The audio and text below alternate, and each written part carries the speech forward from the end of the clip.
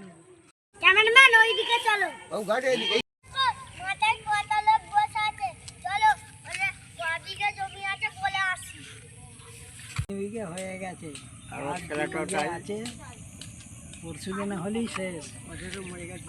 হ্যাঁ একটা বানানি তো তোমাদেরকে সরকার 50 লাখ টাকা দেবে।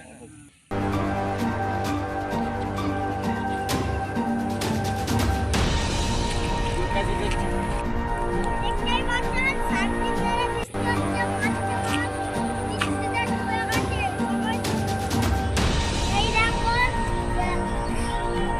জল হয়েছে, চাষিরা বীজ রাখতে পারছে না, ধান ধুইতে পারে না, এত জল হয়েছে।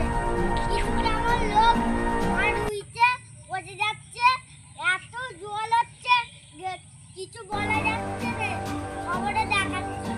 ওই দেখো চাষি ভাই বসে আছে, ওকে গিয়ে জিজ্ঞাসা করি। আমরা খুবই দুঃখে আছি, আমাদের ঘরে চাল ডাল আলু কিচ্ছু নাই, তাই জন্য আমি কিছু আর করতে পারিনি। আমরা সব গাড়ি চাল ডাল সব চালের ঘর। ওই দেখো মন্ত্রী আসছে, অ্যাম্বুলেন্স করছে।